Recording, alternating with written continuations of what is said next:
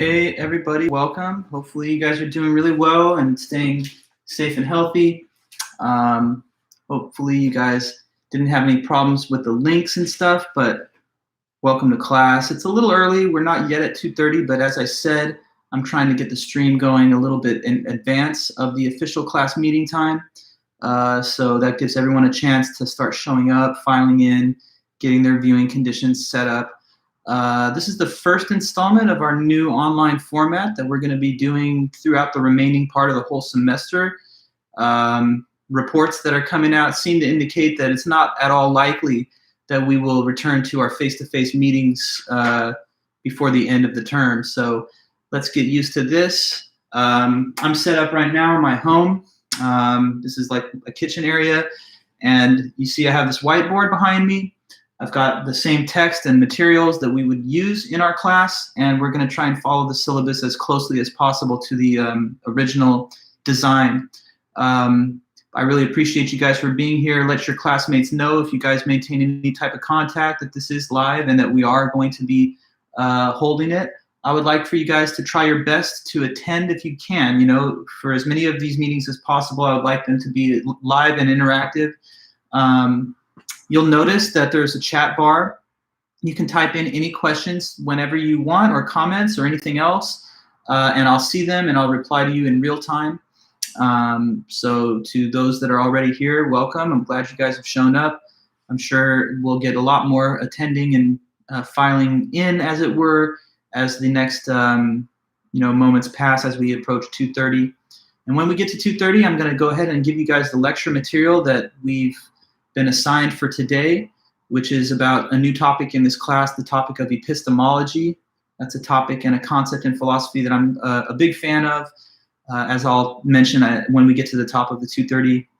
But thanks for being here. I know there's been a lot of disruption for everybody, right, in the world pretty much due to this coronavirus, but we are going to still have a very successful term. The show goes on with our educational process, and I'm just really happy to be a part of you guys' education to help you get through this little difficult time. I'm sorry that there have been so many conflicting messages and quick decisions that have been made, but we're all doing our best, and I'm here for you for any reason. If you had questions of any kind having to do with this class, having to do with the material itself, or whatever else. So just know that you've got a lot of support. Sorry, let me, 1 second, Abraham, I gotta do something, I'll be right back.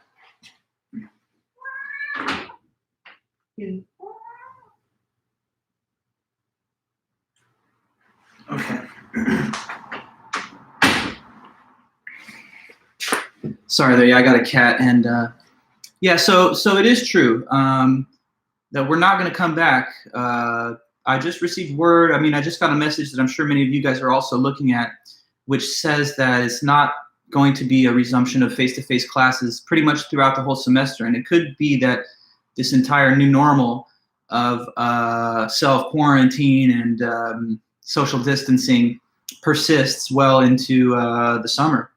So we're kind of in wait-and-see mode on that, but the university has made a decision that we're going to be fully online throughout the term. So that's true. That is correct. But don't just take it from me. You can verify that by looking at the messages you're getting from the school that are coming out campus-wide. Yeah. So I'm seeing some more people attending and getting in here. Thank you, guys. Welcome back. Just gonna hold on and hang in there for a few minutes, and when we get to 2:30, we will really get it going. So far, this channel has been up and running for a few different classes that I teach, and it's been very successful, I think, so far at least. That's the response I've gotten. I'm archiving these lectures too, so after the live stream concludes, you can always go back to the same YouTube channel and review any part of the lecture, because it's going to be there as a permanent record. In a way, that's kind of exams are off. No, there's going to be final exams. They're just going to be done through the internet. Nothing's canceled. No, your professors are all going to find ways to evaluate you guys, including me. So you have one more essay to write for me. That's totally not affected by not having face-to-face meetings. And when it comes to the final exams, I'm just going to give you guys a take-home type exam or whatever, based on the study guided questions, similar to your midterm. It's just you're going to have a small window of time to do it at home. But that's something we can worry about a little bit later, right? We've got a certain number of weeks until we get to that. But even though they're going to have to be kind of ad hoc decisions in terms of reconstituting some people's class design and delivery methods, everyone's going to get grades for the work they're doing this semester. So that's completely, that hasn't changed. But anyways, still got a few minutes till it's 2:30.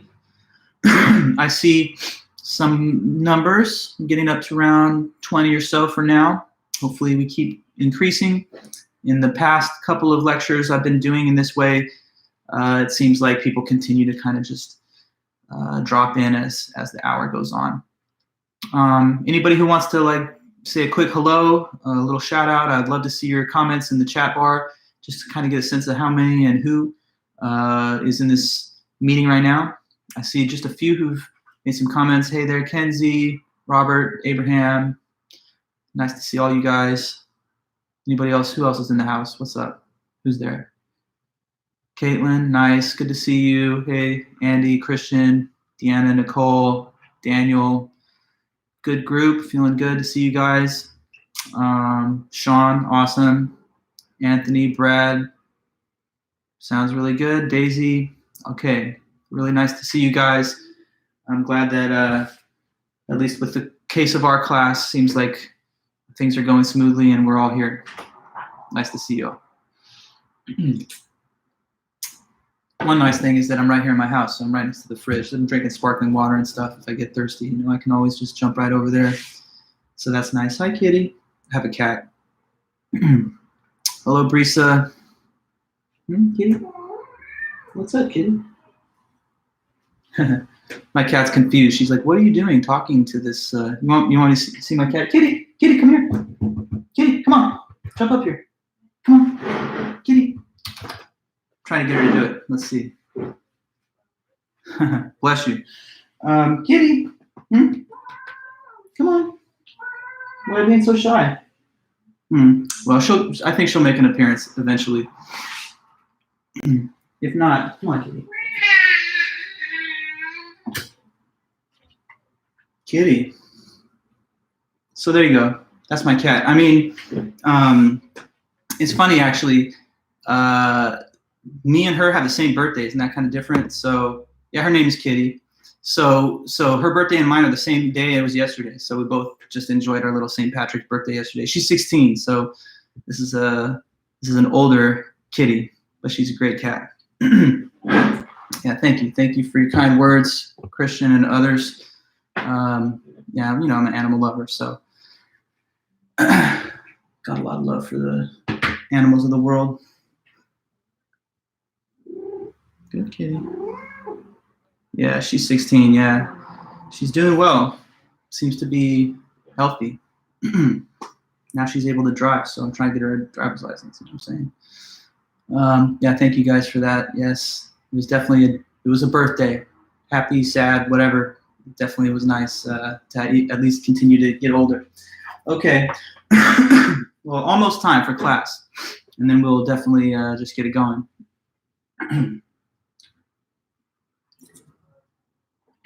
All right, yeah, thank you guys. Thanks everybody. I appreciate you for the happy birthday wishes. Definitely, I didn't have the party that I might have wanted to have, In Long Beach, there's still a couple of, they're allowing certain establishments to remain open, but reduced seating, and it's a little different from LA County, where the health department said that you can't go to restaurants at all.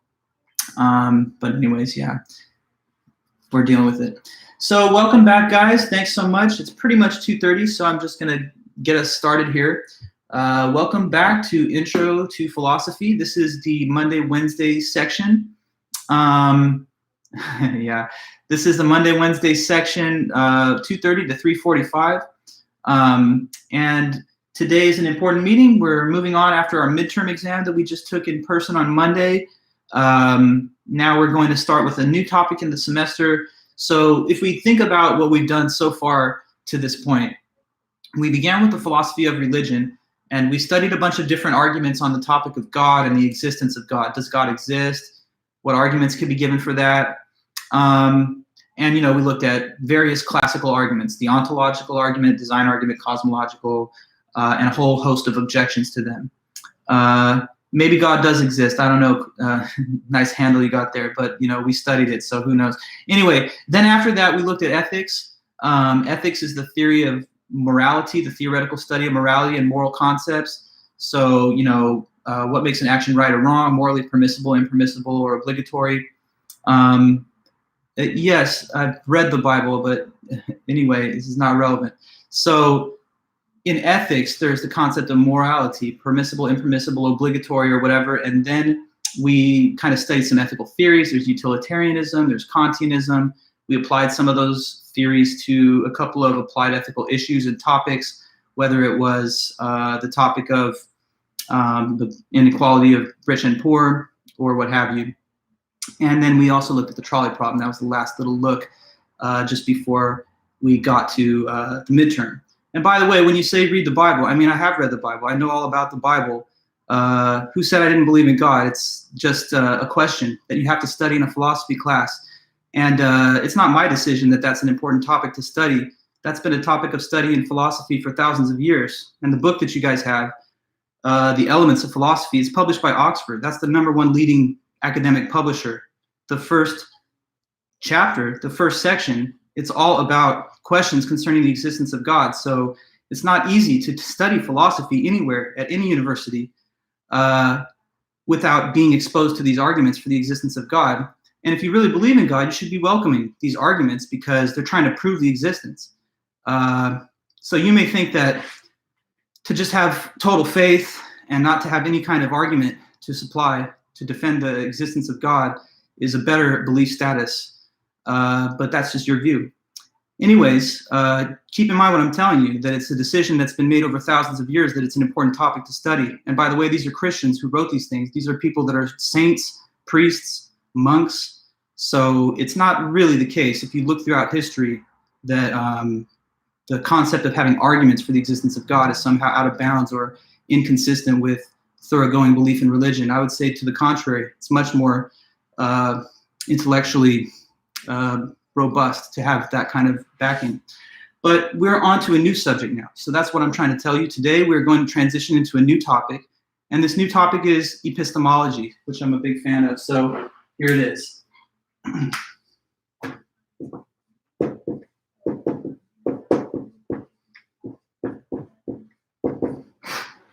Epistemology. So what is epistemology?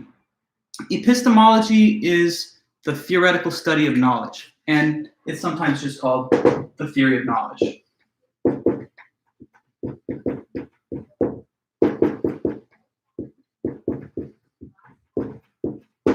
So knowledge is the main concept and the main notion that we're trying to investigate for the next couple of weeks in these meetings. As you guys are going to learn, people are interested in the question, what is knowledge? What does it take to have human knowledge? Where does most of it come from? What is the difference between really knowing something and just having a true belief or a lucky guess? What are the components and the conditions that are required for an individual to have knowledge? And what are some of the important related concepts that fit into this discussion? Now, people that study the theory of knowledge at a high level are called epistemologists.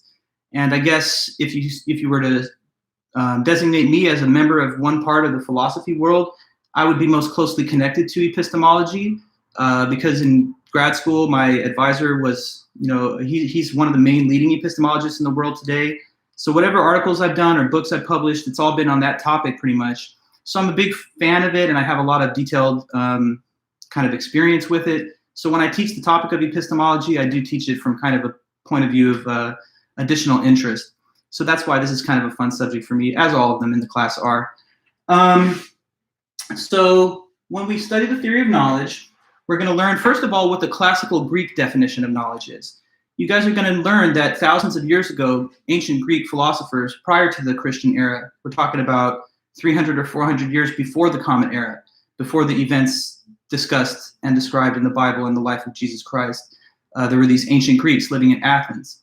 And they had ideas about what knowledge is. And the first accounts that we find in the West were written by a man named Plato, and his teacher Socrates talks in these dialogues that he wrote about what knowledge is. Now, this definition of knowledge that was mentioned thousands of years ago by the ancient Greeks kind of withstood thousands of years of scrutiny. It remained stable, and it was a consensus view all the way up until randomly 1963, when this American philosopher named Edmund Gettier published a very short paper which basically undermined that classical definition of knowledge that had lasted for those 2,300 years. So we're going to start today by learning the classical account of knowledge that was given by the ancient Greeks. And then when we resume, we'll go in and we'll talk about the Gettier objection to that definition. So that's the first couple of lectures on this subject. So we begin then with Plato.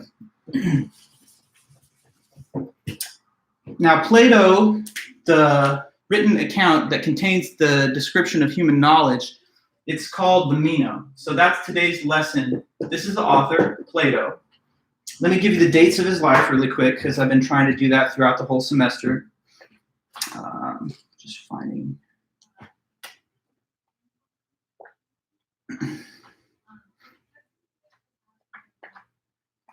Okay, here we go.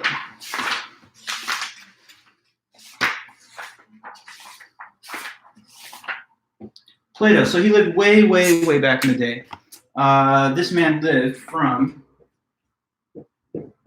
428 until 347 BC, before the Common Era, BCE.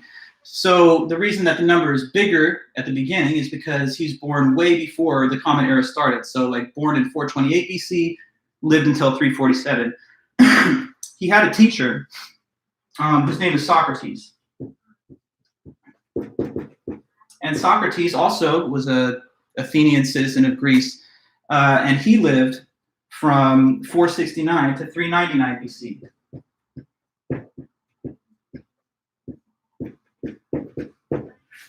So Plato and Socrates are two figures that we're going to learn a little bit about today. Socrates is the teacher of Plato, and as you can see, he's a couple of generations younger, Plato is, than Socrates. So Socrates is 41 years older than Plato, born 41 years before 469, and also died, before Plato did in 399, and he got out to 347. So these are classical figures in Western philosophy. The name Plato, the name Socrates, they're so well established in the canon of history that it doesn't really take a person who studied philosophy, even at the college level, to know these names. But not everybody who's heard the name Socrates or Plato knows a lot of detailed information about their lives or who they are, what they did. So I'm going to tell you guys a little bit of the background on the life of Socrates, and that will set up a little bit of context for the detailed information that I'm going to discuss about Plato's writings, okay? So let's take ourselves on a little trip down history. Going way, way, way back, thousands of years, 2,000, almost 2,500 years ago, is the time period that Socrates lived in. He lived in Athens, Greece. And at the time that he lived, there was a town square in Athens. So this would be the site where people would go to engage in commerce, socialize, transactions of a market-based nature would all go on in the town square. So it's kind of like the ancient Greek equivalent of like a modern downtown, of course, without all the modern trappings of everyday life today. So Socrates was a citizen of Athens, and he loved Athens, and he loved his city and his country. He would set himself down in the town square, and he developed this big reputation among Athenian citizens for being a person who would engage people in discussion and dialogue of any number of different topics. And he did this with everybody, people of different walks of life, all across the spectrum. So people in high positions of power, all the way down to lowly peasants, and everyone in the middle. He would challenge their ideas and their beliefs. He would get people to say what they thought they knew about something. And then through a dialogue process, he would lead them to a new belief or to a different conclusion. So he had this like amazing skill in conversation at being able to get people to reconsider their own views, or to at least open their mind to the thought that they were not as certain as they thought they had been before they talked to Socrates. This method of questioning and answering was so well known, and kind of he became famous for it, that there was a word that was created in reference to that. And that word is the word elenchus. So this is an old Greek word. Elenchus is just a word that refers to Socrates' distinctive method of critical question and answer. Okay.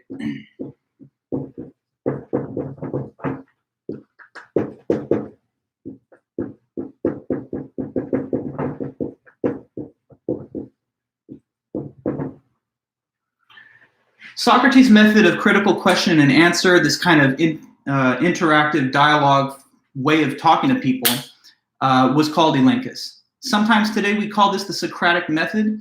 So basically you ask a person some question, you receive their response, and you gently lead them to a conclusion which is somewhat different than what they originally thought they knew or what they believed. So like, for example, if he was talking to a powerful military general, in one occasion, the guy says to him, "What is justice?" And Socrates says, "I would love it if you told me what is justice."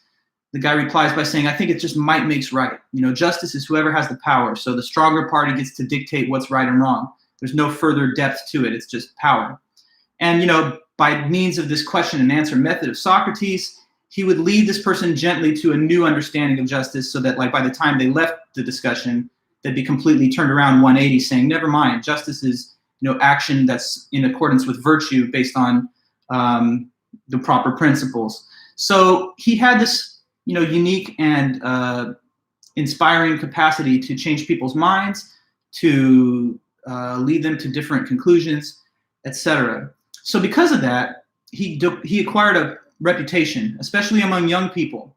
There were these young group of men that would just go to the town square of Athens to simply listen to Socrates talking to people, engaging them in dialogue, debate, and discussion. And they would just be his followers, listening to him, trying to gain wisdom from him. So there's a young group of men, and one of those younger men is Plato, just kind of keeping his name up here. Sorry there.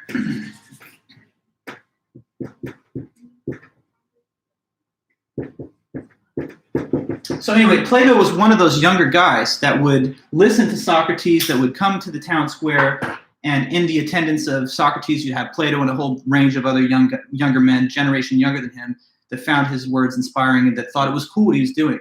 Why they liked it? Well, they liked it because they thought, here's somebody who's willing to challenge the received wisdom that we've heard about from our parents, from our teachers, from our society. Isn't that cool that he doesn't just take it as a given when those claims are made by these received figures? Isn't it cool that he's willing to challenge received wisdom, open people's minds, and to question their beliefs? So they liked him. But here's the thing. Not everybody in Athens did like Socrates as much as those young guys did. In fact, they found him in the Athenian government to be a threat to the stability of the social order. So members of the Athenian government, Athens government, they sent a message to Socrates. They said this: Socrates, we have to make a demand for you. We want you to stop practicing this thing that you're calling philosophy, whatever it is, because it's going to corrupt the youth. What you're teaching these people in terms of opening their minds, thinking for themselves, questioning authority, it's going to cause them to no longer listen to their parents or their teachers. They're going to rebel. They're going to stop believing in the Greek gods. So you got to stop it, Socrates. We don't like what you're doing. We want you to stop. And here's the thing: if you do not stop after we issue this ultimatum to you, if you don't stop, we're going to press charges against you and arrest you and bring you into court. So that's what they said to Socrates. You got to stop this philosophy stuff. We think you're corrupting the youth. Maybe they're no longer going to believe in the Greek gods. And if you don't stop, we will press charges and arrest you. So that's the message. Now, Socrates is defiant against that. And he says, no way, I'm not doing anything wrong. Philosophy and the method of question and answer that I'm using is a good thing. It's adding to the intellectual health of Athens, And I'm not corrupting the youth at all. By the way, he says, I believe in all the same Greek gods, so certainly I'm not going to teach people not to believe in the Greek gods. So he continues with the practice of philosophy, contrary to the directive that he was given by the Athenian government, okay? After that, they caught wind of it, and they did arrest him. So they did what they said they would do, and they arrested Socrates, and they put him up on charges. Now, how do we know all this stuff about Socrates and his life? Well, it's interesting, because Socrates himself, he never wrote a single word down. He was not a writer, he just talked. So the only reason that we have these surviving accounts of his life and the events of his life is because other people wrote down what he discussed. And the primary source of information is Plato. Plato wrote a whole bunch of things which are called dialogues. And in these dialogues, we hear accounts of the life and times of Socrates. Now, there's been a bit of scholarly and historical debate about how much of the Socrates that is mentioned in these Platonic writings is the historical Socrates, and how much of it is somewhat embellished or altered, and Plato just uses him as a figurehead to express his own ideas and thoughts. Now, the truth of the matter is something in between. There is a historical Socrates, and we actually know of that because there are documents from court proceedings and other authors that did also discuss him at the same time. So there's verification of his life and the events of his life. But certainly, I'm sure that Plato did use some of his own ideas and used Socrates as the vehicle in his writings for the expression of those ideas. But at any rate, one of Plato's dialogues is called the Apology. And that writing is where we learn about the events of the trial of Socrates when he was arrested. So if you ever do, take another class in philosophy or just for your own interest, you might one day come across this piece of Platonic writing called Plato's Apology. The Apology is kind of, in a way, an ironic title, because apology you would think is like saying I'm sorry and I want to be forgiven. But Socrates is not really feeling sorry. He's defiant to the last. In his view, this is a complete sham trial. He's being put up on charges that are bogus and unjustified, but he had been arrested. So let me tell you about the trial system that existed at the time of Socrates.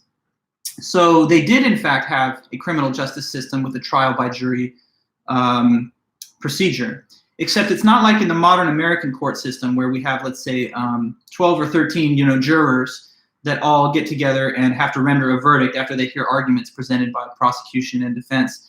In the Athenian world, every adult male citizen of Athens would participate in a trial.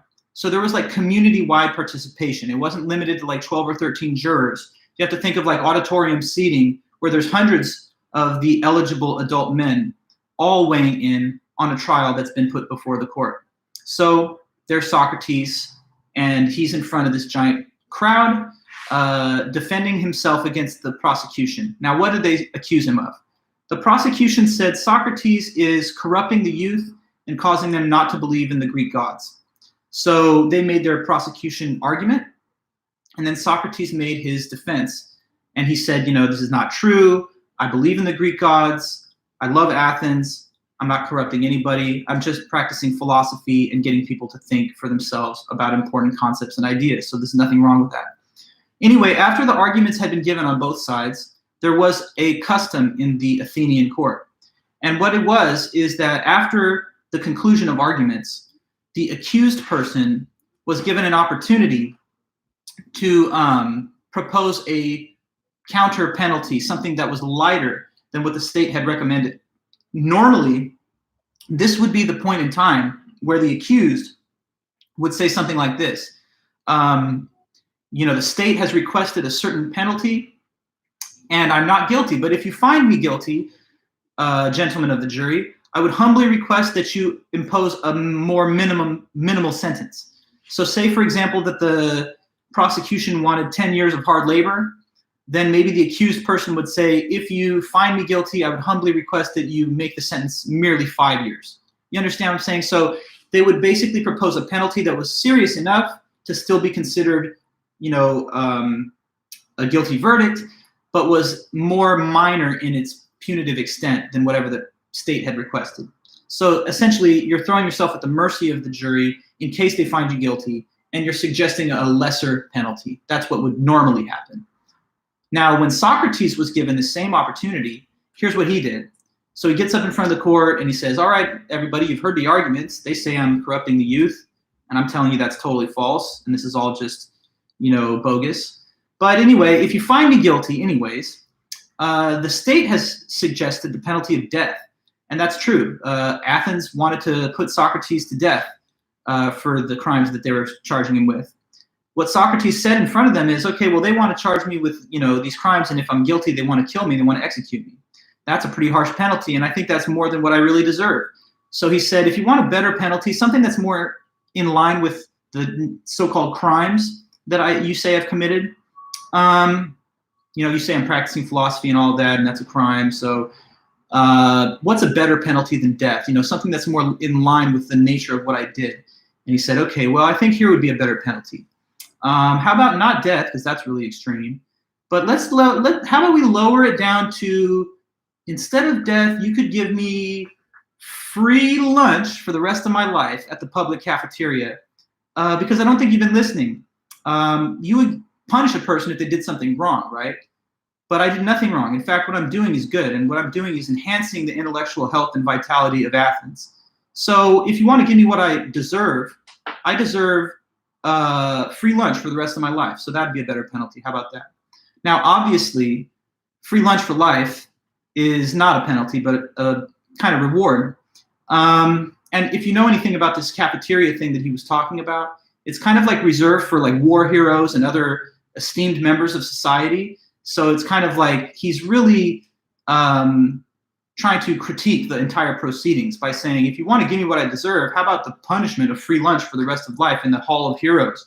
So obviously he's flouting the proceedings by saying that this is so illegitimate that I'm not even going to suggest a counter penalty.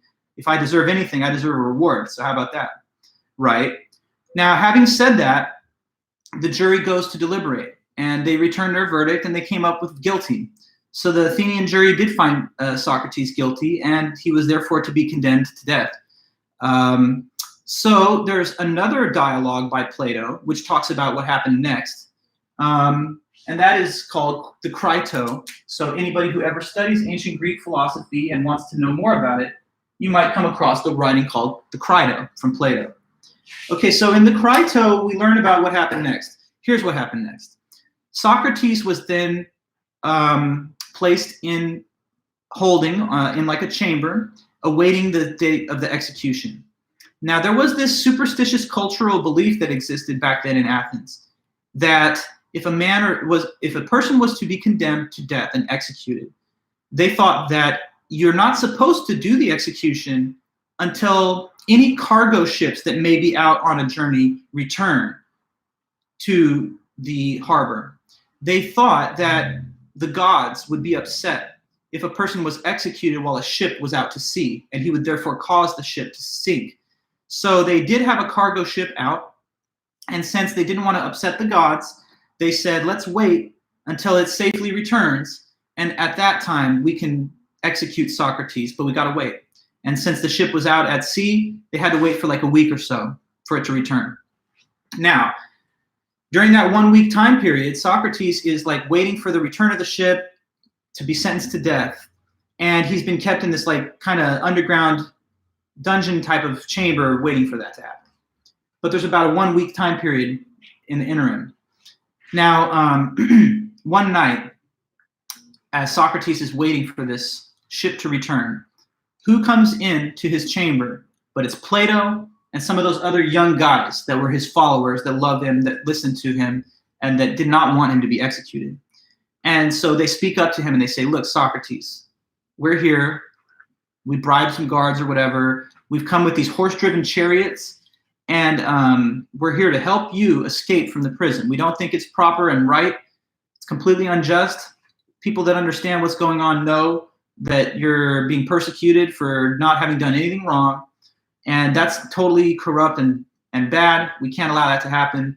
We are going to help you escape. So come with us, Socrates. If you come with us, we are going to get you far away from Athens, and then you can continue to live and practice philosophy and keep spreading the knowledge and wisdom that you have been. So let's do this. Come on, we don't have a lot of time. Come with us, Socrates. Let's go. Now, I don't know. What do you think? Did he go or no?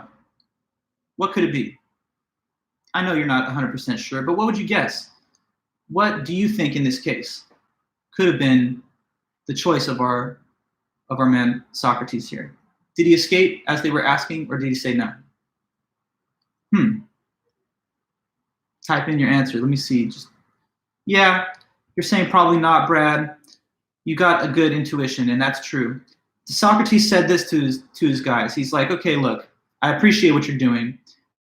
Yeah, Jose, Robert, I understand. He does want to make a point. Here's what he said. He said, I understand that it is unjust. This is totally unjust. I don't deserve to be executed. I don't deserve any of this bad stuff. I haven't done anything wrong.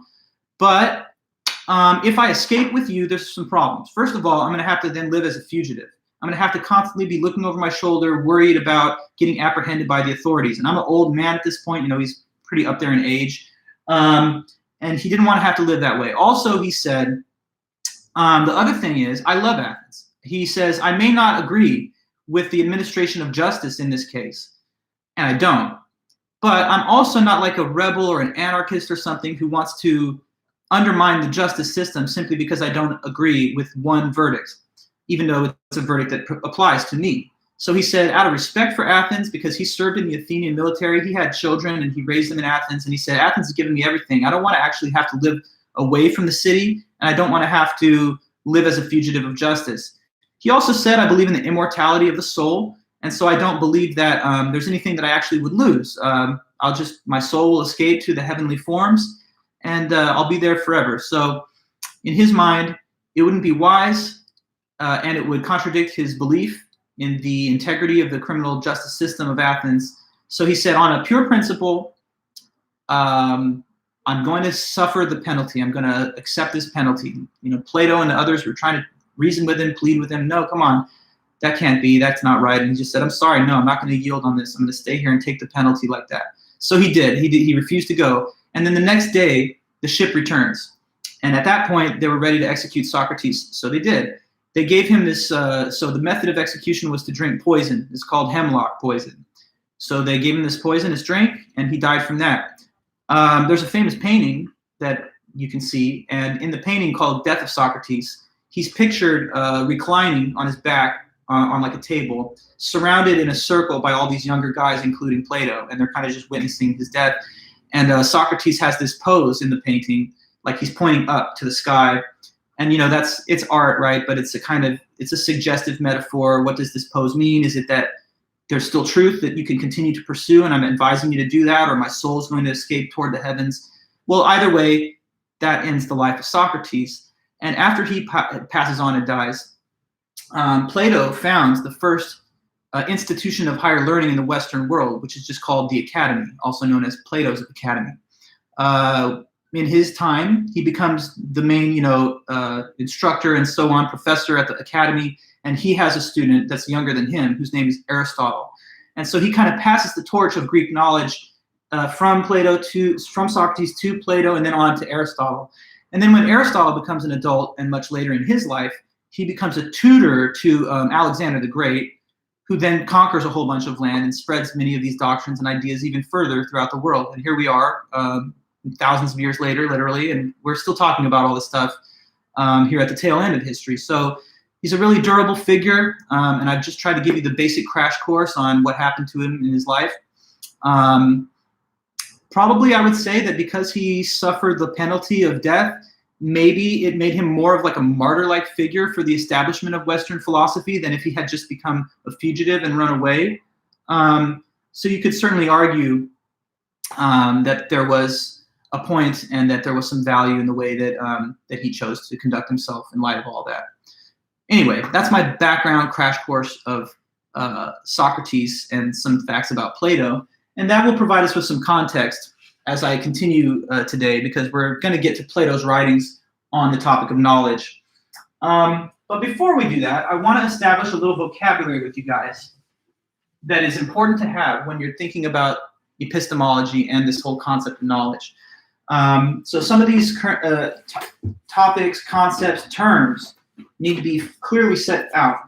And then they'll definitely have an impact and an influence on the lesson about knowledge that we're going to learn.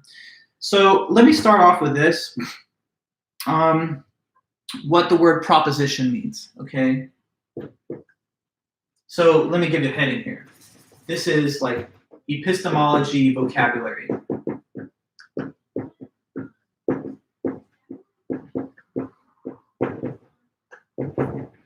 All right, so we're going to get comfortable with some important terms and concepts in the field of epistemology, the theory of knowledge.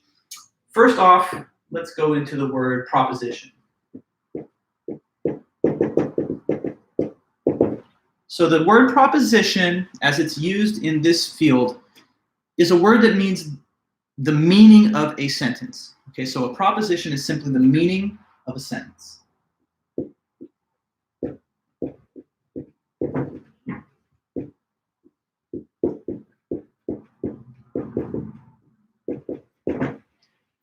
Now, you might be wondering, well, what does it mean, meaning of a sentence? What's the difference between a sentence and the meaning of it? Isn't it just a sentence? Not quite. So, in fact, you can have multiple sentences which all express the same meaning. In that case, you'd have more than one sentence, but only one proposition. So let me give you a quick little illustration of this idea. I'm going to write two sentences here on the board just below this definition. So first sentence is this. So I'm just giving a label here. Two sentences. First one, I'll just do a dash. The snow is white.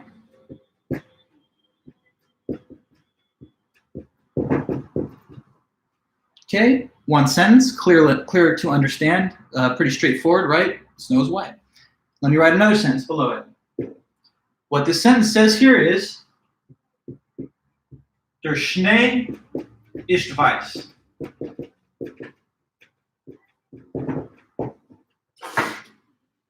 Der Schnee ist weiß. Okay. Now, maybe there's nobody fluent in German. Probably not. But even if you're not, English is a Germanic language, and there's some cognates in the mix. Maybe you can make a guess. What do you think this sentence here means in English? Der Schnee ist weiß. Any guesses? Just a wild guess. I'm sure you can, it does, right, Firas? It means that the snow is white. So there are two sentences here, right? They're two completely, they're different sentences because they're written in different letters. They're spelled differently. You guys are right, Jose, Anthony, Abraham, exactly. Alan, correct. Robert, all right. No, not the case about that. I don't know why you would say that. Don't write that. But anyway, two sentences. The snow is white, and then Der Schnee ist weiß. There's two sentences, but how many propositions do you think there are there?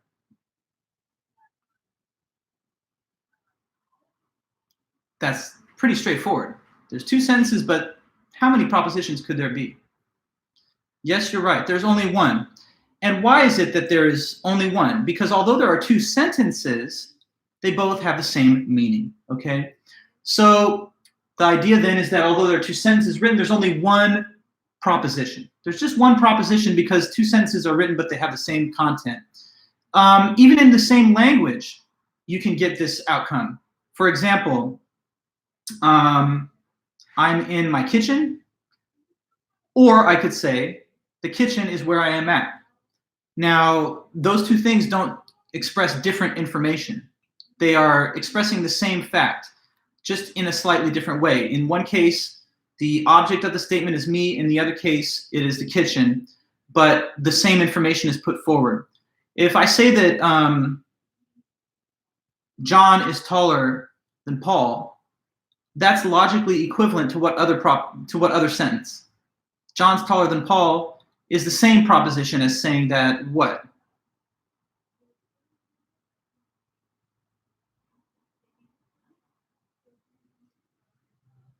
Paul is shorter than John, exactly, Robert. Yes. So a relation which is expressed in terms of the taller than relation can also be expressed equivalently in terms of the shorter than relation on the other end. So propositions are the meaning of sentences. And the reason that we have to distinguish the proposition from the sentence itself is because there are many different languages and there are many different equivalent meanings, even when we have different surface forms of the sentence. The sounds that I make when I'm speaking to you, or whatever, or the symbols that I use to write down information that you're able to read and understand, the symbols and sounds themselves, whether they're written or spoken, could be anything that's capable of delivering such content to your mind. So there can be one proposition that underlies many different surface forms of sentence. Now, the reason that I started with proposition is because it is propositions that we either have knowledge of or don't. Propositional content is the sort of thing that we're in a position to either know or not know. So with that first term on the table, we've learned what a proposition is. Now I'm moving ahead in this epistemology vocabulary discussion to the next important concept that we want to learn. Okay, so next of all, I want to ask you guys what you think this word means, the word truth. What do you think it means if a proposition is true? What could that mean? What could it be? A proposition is being true. So like, for example, I'm wearing glasses. Is that true? I see you saying something that is absolute. Maybe, but the precision in terminology, absolute, is kind of vague, isn't it? I am wearing glasses. That's true. You say, Melissa, something that is real. I think that's very good, and that's very close to the correct kind of definition, yes. So I'm wearing glasses is true. Am I wearing a hat? That's not true. So one of the statements, one of the propositions is a true proposition, and the other one is a false proposition. If I tell you right now that I'm wearing a pink sweater, that's not true. If I tell you I'm wearing a black sweater, that is true. So what's the difference maker in the case of the true sentences and in the case of the false sentences? Well, it's simply which ones match the world and the facts happening in reality. So truth is when what a proposition says matches the facts of reality. So let me put that here and I'll give you guys some different examples of it.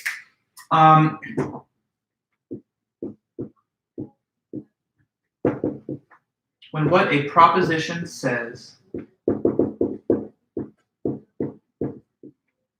matches the facts of reality.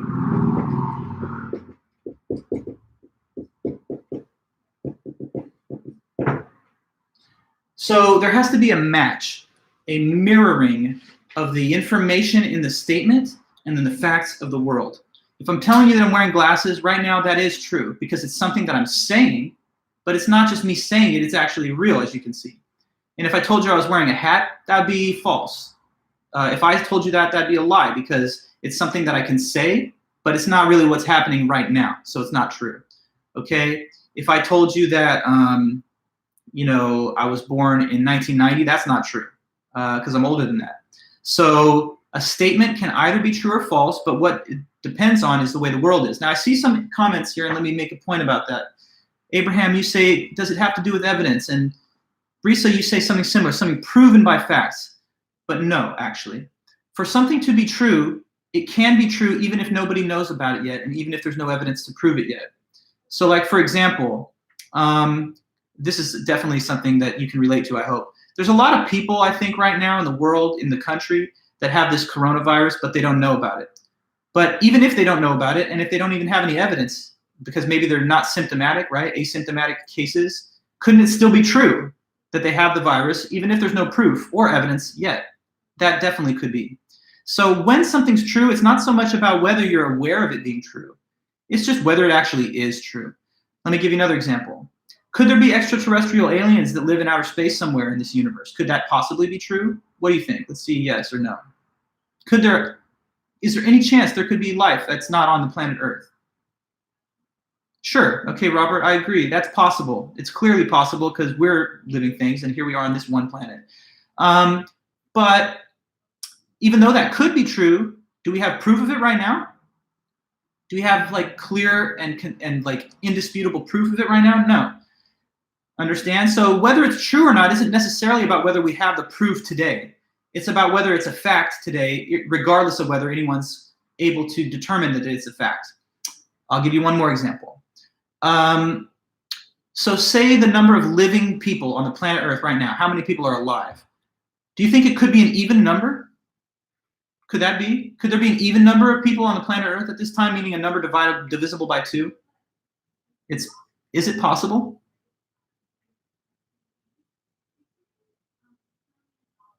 Let me hear from you. It's about, I think, an 8 or 10 second lag maybe in some of the comments that show up on my screen. But let me ask this question again. Yes. Could there be an even number of people in the world? I hear a bunch of you saying yes. Exactly, Robert. It is a 50% chance. But does any of us have any way of proving that that is true? Of course not. So whether it's true or not just depends on how many people there are. It doesn't depend on the availability of the proof or evidence that we may or may not have. Now, of course, it could change any time, but if we froze time all of a sudden, then that number would be a number. It would be a whole number, and it would be either an even or an odd number.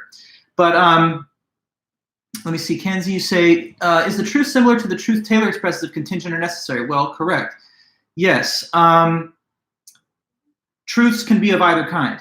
Contingent truths are like the fact that that you're alive and that I'm alive. Necessary truths are back to the idea of like math. And the contingent truths are the ones that I'm kind of mentioning mostly here to keep things on a simpler level of description. But yeah, contingent truths are things that are true, but they might not have been in a different circumstance. And necessary truths are things that are formally defined as true and cannot be false, like a mathematical summation. So I was just making the point that a thing can be true even in a circumstance where no one has evidence that it is true. So merely the idea of truth is the correspondence between the statement and the facts. If I told you that Hillary Clinton's the president, that's not true because in this world that we're in this country, there's just a different set of facts. That statement does not mirror the facts. If I told you Trump is the president, for better or worse, that is true because it's the correct statement about the way the world is right now. So why is it that a lot of people think of evidence when they think of the word truth? Because for you to believe that something's true, you should have to have evidence to convince you. But that doesn't mean that it only becomes true when you acquire the evidence that gives you a reason to think so. Okay, now, with that on the table, we can move to our next little vocabulary term. And I'm going in a specific order for a reason, because the kind of definitions we're looking at, they're going to kind of build on each other. So the next term that we're going to understand is the word belief. Okay. All right, now who would like to maybe take a stab at this? What do you think it means? Tubby Young Bros, I mean, it's a nice handle, but anyway, what about the snow and what color really is it? I mean, color is kind of a bit perplexing because some people argue that there's no color in and of themselves, that it's like a psychological phenomena produced by our visual system in conjunction with the facts outside of us in the world. But if you think about color, each color corresponds to a certain nanometer wavelength frequency on the color spectrum. And so it's true of certain colors that they reflect a certain nanometer wavelength. And if you think, you can consider that to be the objective corollary to the description of a thing having a certain color. But I want to focus on this for a minute. What does the word belief mean, you think? So if a person believes a proposition, not to worry, Soroush, you're in good shape. You can always watch this later too, but keep trying to follow. So if a person believes a proposition, good, Robert, it is when a person accepts or thinks that it is true. So a belief state is when an individual considers a proposition to be true, or in other words, they accept or think that it is true. Okay, good. So let me write that down. This is when a person thinks that a proposition is true.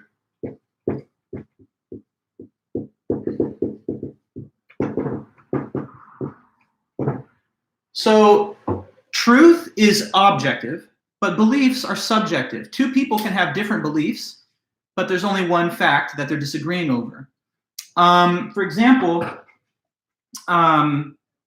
take the case of the shape of the earth. Now, I'll tell you what I believe and what I think is clear to any rational person, that it's a sphere. But there are a couple of odd folks out there that disagree and that think of it as a flat disk, the so-called flat earthers and the flat earth society. Now, take the proposition, the earth is a sphere. I believe it, but a flat earther says, I don't believe that. I don't think that's really the case. I don't think that's really true. Now, they have different beliefs, but there's only one planet, and it only has one shape. It cannot have both shapes. It can't both be flat and a sphere. This is physically impossible. So when we disagree over facts, we're expressing differences of opinion about what is true.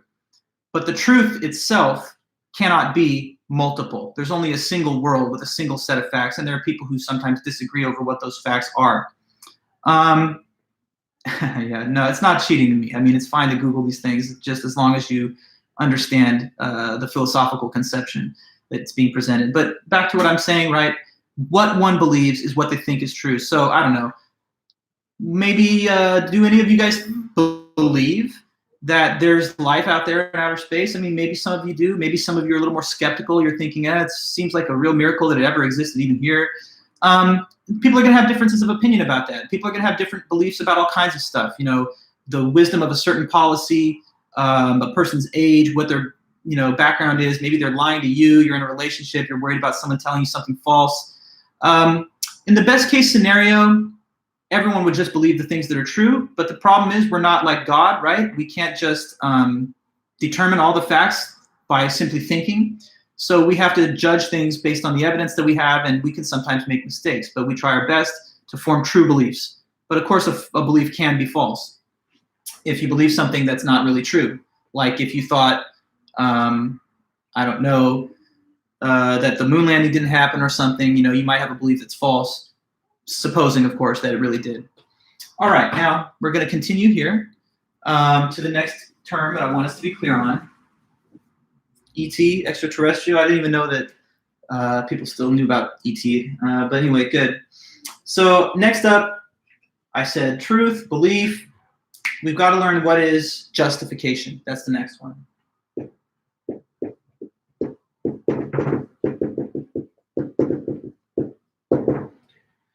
Okay, so suppose that I have a belief, but I'm telling you it is a justified belief. And sometimes beliefs are unjustified. Well, what would you think it means if I do have a justified one? Like, what does it mean for a belief to have justification or to be justified for a person? What do you think? I mean, just off your common sense, or just a kind of a good guess. What do you think would be mentioned or meant by saying that a belief is justified? Okay, Robert, good. That there's proof to back it up, exactly. That there's evidence or proof, some kind of good reasons to think that it's true. That's exactly right. So let me put the definition here, and I'll give you more context. Brad, probable reasoning as to why something is as it is. Exactly correct. So justification, that is having good reasons or evidence.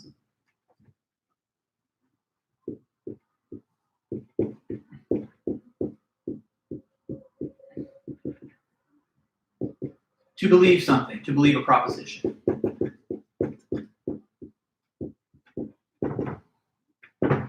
So justification is really just a fancier word that means evidence.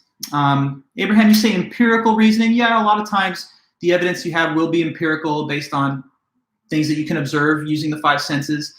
Sometimes people use evidence they think is just based on intuition or like mathematical concepts, whatever. But yeah, evidence is having good reasons. So, I mean, think of yourself if you were like a detective, for example, and all you know is there was a crime committed, but no one has fessed up to it, and it's your job to try and find out who's the person that did it. You might go to the crime scene, right? And you might try and collect certain, forensic evidence. You might try to, look at the blood spatter. You might try and look at fingerprints, collect eyewitness testimony, whatever. And by the time you build this big docket of evidence, you might be able to say, well, based on this evidence, I can say that Jones or whoever is the killer. We got a blood match. We got a motive. That's reasons to think they're guilty. And if this even went to a court case, you can't just go in there and be like, I mean, look at the guy, he's guilty. Do I really have to make an argument? Obviously, you're going to have to make a case, right? The jury's job is to determine whether or not evidence has been established beyond a reasonable doubt that this charge is correct. And if you're on the defense attorney's side, you're going to try and say, no, this is not good enough evidence. These reasons aren't solid enough. There's still doubt. They don't prove the case of guilt. Now, I'm just talking about a legal court kind of scenario, but this is also everyday life. Suppose that, you get to where your car is parked and you don't see it there. Now you're trying to figure out where to go, and you might try and find out facts that can help you make a judgment. I don't know, like there's all kinds of things that we believe, but when we believe them with justification, it's because we're going on something. We have some reason, some basis. I don't know, like right now, I'm sure that you believe that that your Professor Vulich is alive. What's your evidence? What's the reason that you have any belief that I'm alive right now? It's pretty clear, I guess. But I'm just trying to see if you can sort of put this concept into action real fast. Is there any evidence that I'm alive? Yeah, it seems like I'm here right now. I'm talking to you through this live stream. Now, could it be an elaborate hoax? Could I be like a diabolical twin? Could I be a hologram? I mean, you're not in the physical classroom with me anymore, so you could imagine that there's some possibility for doubt. But this is still pretty good evidence, right? If someone asked you, how do you know that guy's even alive? You'd say, well, I had a live stream with him earlier today, and that's my reason. So, I mean, at the end of the day, I don't want anyone to doubt that I'm alive or whatever. It's just a randomly selected example. But the point is that we need reasons and evidence to base our beliefs on. And when we have those reasons and we have that evidence, that makes the belief justified. A belief that is unjustified just doesn't have good reasons or maybe no reason at all. Like what if somebody says, I don't know, this is how I feel today. Like aliens exist. I don't know. I don't have any reason. It's just, I kind of like the idea. I hope it's true. That might not be justified though, if the person's just basing it off of hope or wish. So justification is another important component of our definition of knowledge. And there's just one more vocabulary term, and then from there we're going to switch gears into getting into the real definition of knowledge that was provided by these Greeks. So next up, last is just epistemic agent.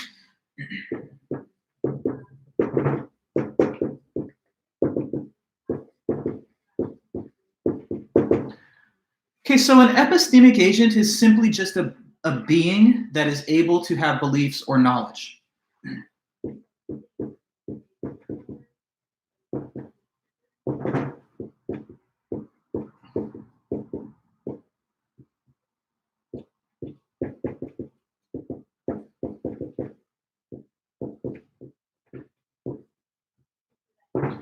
So an epistemic agent, yeah, it's just a sort of fancy word for a thing that exists that could form beliefs or that could have knowledge. Now, it's kind of unique and fascinating, even just being what we are, these human beings that we are. Would you say that you and I are epistemic agents? Things that can have beliefs, things that can have knowledge? What do you think? Are we? Definitely, Christian, yes. Nice willingness to give that answer, and it's true. We just obviously are things that can have beliefs or knowledge. Right now, think of all the different things you might have beliefs about. You believe that there's a virus out there. You believe that maybe self-quarantine is like the best way to mitigate its spread. You believe that, you know, your professor's speaking to you in a live stream. Alan, Jose, Caitlin, Daniel, Kai, I see you guys. So you're getting to the right intuition. We're sentient beings. That's true, Alan. And that's a good reason to see us in this way as epistemic agents. We also know a lot of things as humans. We know all kinds of very detailed information, like we know facts about the chemical composition of molecules. We know about the atomic weights of things. We know about the existence of objects that are very far away from us in space. We know about the classification and innate characteristics of all kinds of living systems too. Material processes, physics. Okay, so we know a lot of things and we believe a lot of things. So we are epistemic agents. But would you say this marker here in my hand, is this an epistemic agent that you see on the screen? What do you think? Could that be an epistemic agent? The marker, not me, but this thing that I'm writing with? Is it or not? What do you think?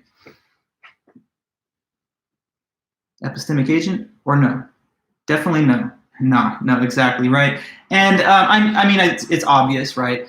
But let's be all clear as to why. Because it's not conscious, it has no consciousness, no sentience, it's not able to perceive its environment or its surroundings. So it's not like the marker is sitting here thinking, what an interesting lecture, I'm learning about, you know, knowledge, and I'm learning about belief and truth and justification, but we are. So epistemic agent just refers to anything in this world, in this universe, that's capable of observing and perceiving and then forming beliefs and having knowledge based on that. Humans can do it. Maybe there are non-human animals that can too. I mean, they say, like certain creatures, of course, have at least rudimentary knowledge of things happening around them. Like my cat, for example, seems to know when I'm opening like a can of food because she like rushes up to me, or she seems to know like when I'm getting home because she's waiting at the door. But of course, the knowledge possessed by those animals can't possibly be as detailed as ours, because we have knowledge of the distant past, of things that will happen in the future, of things that are far out in the universe and are on the microscopic level too. Okay, so we're finally now getting to the point where we're going to ask the big question: what is knowledge then? I started with this vocabulary because I wanted to clearly give you some background and some context. But now let's get to this definition, and then that's going to be further developed as I review the work of Plato. So what is knowledge, according to this ancient doctrine that's lasted for thousands of years? Knowledge is claimed to be justified true belief, all right?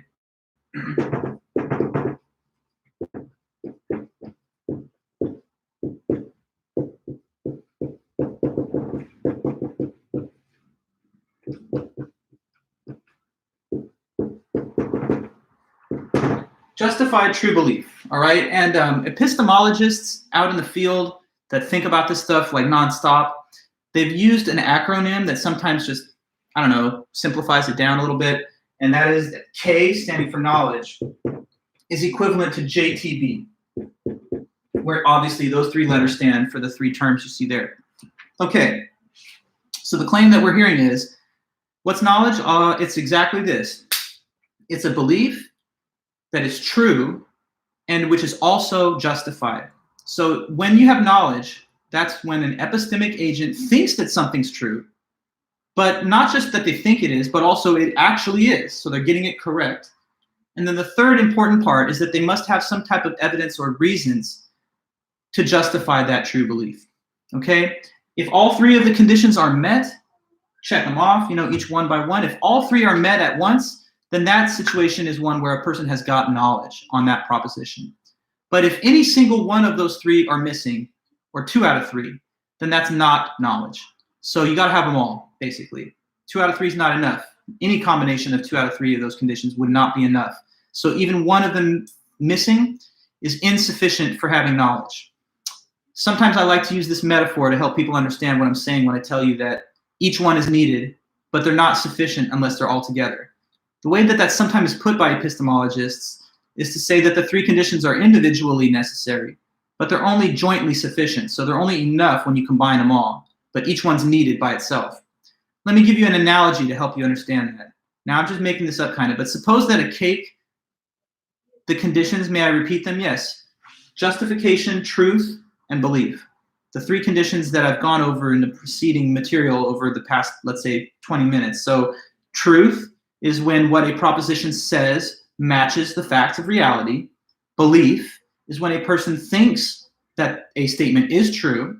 And justification is when you have good reasons or evidence to believe that statement. So in case you think something's true, and it is, and you have good reasons to think that, now you have knowledge about that, okay? So good question, and thank you for that. I believe I was just saying this. Take the case of cake, all right? Now, suppose I told you this, that to make a cake, you needed to have 3 things: flour, sugar, and water. Now, if that's true, then each one of the ingredients is needed for the cake, and you would not have a cake unless you had each one. But suppose that you just had one of the 3 ingredients, but not the others. Like, suppose that I've just got some water here, but no flour and no sugar. Do I have enough for the cake? Yes or no? If all I've got is water. Should be pretty straightforward, but I just want to see that you're following me. Definitely no, exactly, yeah. A big bucket of water, whatever, is not a cake. It's one of the needed ingredients, but it's not enough. It's not sufficient alone. Same with the others. These are like the 3 ingredients that bake the cake, as it were, of knowledge. For you to get to that system, to that final product, you can't have just 1 or 2 of the 3 things. You got to have them all. Okay, so let me give you some explanation of why each of them is necessary for you to have knowledge. And I'm going to try and rely on common sense intuitions that I hope you can understand and that you do share. All right, so let me give you an example. Suppose that you're filling in a multiple choice question on an exam in some history class. And the test says this. The U.S. Declaration of Independence was signed. And then you have these four options, and you're not sure which one is the right answer.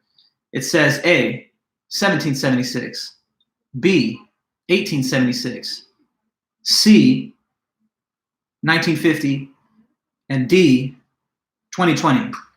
Okay, now the question is, when was Declaration of Independence signed? And you see these four optional responses.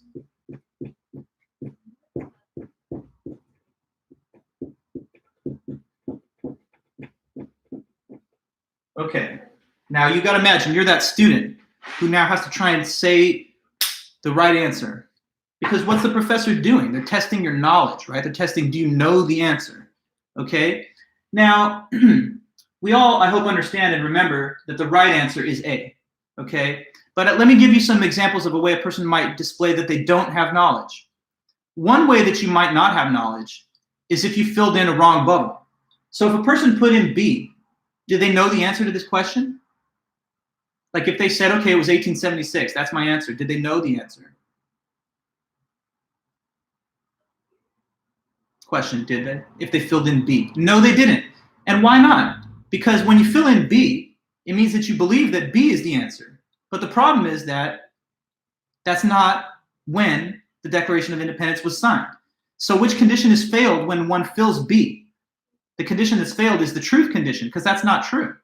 All right? Now, what I hope you understand from that, what that shows you is that you cannot have knowledge if the belief that you hold is false, meaning that it's not actually correct to the facts. Otherwise, we would say of this student, false, true, who cares? It's all knowledge. Whether it's correct or whether it's false doesn't matter. But obviously, we don't do that. We can only give a person credit for the knowledge when they get it right, not when they get it wrong. And so a wrong answer, a false answer, can't be knowledge. Okay? So obviously, you have to fill in A to get the credit. Now, let me go into the justification question, Brad. This is good. I'm glad you're asking that, because this is exactly what I want to mention next. So suppose that the student's kind of stumped. They're like, oh man, I wish I would have studied my notes. I have no idea about anything that happened, even like beyond last week. So I'm really struggling. I have not got any idea. Let me just think what it could be. Okay, well, today's 2020, and I'm just going to guess that that's too soon. So let's eliminate that one. Now, I'm not sure. Maybe it's 1950, but I feel like I remember something about 76. I don't know which century, but it's something about 76. So I've narrowed it down to A and B. I have no idea which one it is. Let me just randomly pick A. Okay, now that student, did they fill in the right answer? In this hypothetical example, did they fill in the right answer? Yeah, they did. But did they know the answer is the question now. Even though they filled in the right answer, did they really know it? And what do you say to that? I'm still seeing yeses, and I'm hoping that's for the first question, but it is by guessing. Correct, Furious. So that's the reason we would not say he really knew the answer. He might get the credit that he wants, but it's not because he actually knew the answer. And why is it that he doesn't know? Because though he filled in the right bubble, he didn't do it with an understanding of the reasons that it's the right bubble. It's not like he said, I definitely know this because I know the Constitutional Convention happened in 1776, and I know who the signatories and the framers were. I remember the parchment that it was written on. I have clear understanding and a detailed ability to defend my answer. A person who filled in on that basis would actually know the answer. The other person got it right, but just by guessing. A lucky guess is not the same thing as really knowing. Like, I'll give you another example. I talked about how many people are alive on the planet right now. Maybe it's an even number. Suppose I just love even numbers and I just hate things that are odd. And so I tell myself, you know, that's what I hope. And so I believe right now that it's an even number of people in the world. Well, even if I'm right, and there's a 50-50 chance that I'm right, there's no way that I actually know that. You understand? Because I would actually have to have better evidence to say I know it. I would have to have like some type of immediate census or head count of all the people. And under those conditions, I might be able to say, well, now I actually know what I was just guessing about before. So getting it right is an important part of knowledge. You don't know things if you're saying something false. But you also have to have the evidence to support it or back it up. Otherwise, it's not really knowledge, but merely a true belief that's kind of like a correct opinion. Okay? Now, let me test your current understanding of this topic with a few basic questions.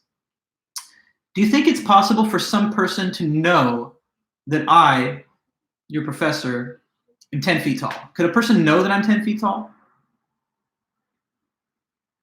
There's a definite answer to that. Is it eligible to be an item of knowledge that Vulic is 10 feet tall? Can a person know such a thing about me? Exactly. No. Well, you're saying if they see me, but no, they cannot know that I'm 10 feet tall. And the obvious reason why is because that's just simply not true. At best, a person could not know that I'm 10 feet tall, but if they're really tripping, they might be able to what? They could assume, they might believe it if they were really, I don't know what reason they would have for thinking that, if they were seeing things, hallucinating maybe, maybe then they could believe it. But there's no way they could know something that's false. So a belief can be false. People have false beliefs all the time. But you can't know something that's false because knowledge requires getting it correct. Just like a student that fills in 1876 here. We could say that they believe that, but they don't know that it's 1876 because it's eliminated from eligibility of being knowledge simply on the basis that it's a false statement that the Declaration was signed in 1876. So you're talking about they could measure me, but if they did measure me, they would come out and see whatever my real height is, 5'10", 5'9", I'm not sure, somewhere in that mix. But you can't know something that's false. So you can only know the things that are true. Therefore, I mean, nobody knows that the Earth is flat because it's not. But we have some strange people that believe that. Actually, if you've been following the news before the whole pandemic, I mean, there was actually this guy that was a part of the whole Flat Earth Society, and he had made it his mission in life to build a rocket or whatever that he thought would somehow prove that this is a big flat disk. If he could shoot himself up into the air and view it from the sky, and he killed himself. This freaking thing like blew up while he was doing it. So anyways, it's just a random anecdote, but throwing that out there. Now, we see this definition of knowledge, justified true belief. Here's what follows next, and this is what's going to come out in the next meeting. I'm going to finish up the discussion of how Plato tried to detail this account and defend it through the writing that he has in the Meno, one of his dialogues where Socrates talks. So the background that we learned about Plato and Socrates will come back into play a little bit when I put that in. You said send a link, Julian, to what? To what? Like this news story? Maybe I will. I could attach it later and send it through Titanium or whatever. But yeah, we're going to learn about the Platonic account of knowledge, and then we're going to compare it against this American philosopher from 1963, Edmund Gettier, who basically, I'll send you the link. But anyway, we're going to compare the Platonic Greek account to the 20th century criticism that Gettier gave, which kind of eliminated this definition of knowledge from being correct. Okay, important point. We received word that there's a non-instructional block of days, even prior to the spring break. And that block is from the 19th to the 24th, which does cover the Monday meeting that we would have had. So we actually will do our next live stream Wednesday, a week from today, 2:30 to 3:45. I would have been fine with the Monday, but there are some professors that are having a bumpier time period adjusting to the online mode of instruction. And so they wanted to give everyone a margin of time where we're not doing instructional duties. So Monday, I'm not going to change the syllabus. I'm simply going to try and catch up as well as I can on our Wednesday meeting of the 25th. And then after that, we'll be gone to spring break, even though you're not coming to campus, but you won't be attending your virtual lectures for a week or 2 weeks, whatever, and we'll be back after, according to the schedule when the spring break ends and classes resume. So just letting you know, when I'm signing off just now, we will be away for a week. You'll have a great weekend and a nice extended, longer weekend. And then Wednesday of next week, just have read the Plato, have read the Gettier, and maybe you could start taking a look at the writing of René Descartes. And I'll try my best to cover as much of that ground as I can next Wednesday. And in the meetings that follow after the spring break, we'll just go in that same order. You've done your midterms, and thank you guys for taking them so much. I'm grading them, and I'm not yet ready with the grades, but I'll let you guys know just as soon as I am, and it'll be before the spring break for sure. So you'll get your grades back in not too much time, and I'll be able to report back to anybody who asks by email what their grade is, and I can send you a scanned copy of your exam with comments too, so that you'll have that feedback if you would like it. But just to let you know, I'm not quite done with them yet, and I'm trying to get it done before next Wednesday's meeting, and that's probably no problem. So any other questions from any students for now? If so, let me know. Or if you guys are all good and you're ready to go on with your day, whatever you're doing, then that sounds good. I'm not going to go straight to the very tail end because there's a chunk of information that I don't want to break apart when we start with Plato on Wednesday next week. So let's just end it here then, guys. Thank you so much. Like a true YouTuber, I'm going to ask you guys to comment, subscribe, get your friends to get involved, and we'll just try our best to enjoy this new format. I'm really sorry about all the disruptions. It's been a bit of a chaotic time period, but I'll do my best to help you guys through it, and we'll all get through it as one. So thanks again, everyone, and have a great weekend. And let me know if you do have any questions as we continue through our semester. Let me ask one more thing, okay, from Abraham. For Monday's meeting, will it be pre-recorded? There will not be a Monday meeting. There's no instruction on Monday. That's what I'm telling you. So we don't have a Monday meeting, but when we come back on Wednesday next week, we're definitely going to continue, and we're going to try and just catch up in our syllabus. Is this video monetized? Come on, Robert. No, I'm telling you that. There's no way I would ever make money off of anything that I'm doing academically except for the pay that I get, and I guess that's something. But no, I'm not. I'm not a business person. I don't care about money at all. It's the last thing I ever would care about. Oh wait, Dr. Vulich, did you happen to hand back the essays last week? I did hand it back, yes. And so if you didn't collect yours, don't worry. Just email me and I'll send you your grade with the comments if you would like. They're all done, so you can get it at any time. All right, guys, so let me make sure I'm not ignoring any last questions. Thank you so much for your well wishes and your birthday wishes. It's nice to still be, living after all these years. Hopefully I get to at least do another doubling of the number of years, or maybe triple. That'd be great. All right, well, anyways, have a great one. Thanks, guys, so much, and I will see you soon. Take care.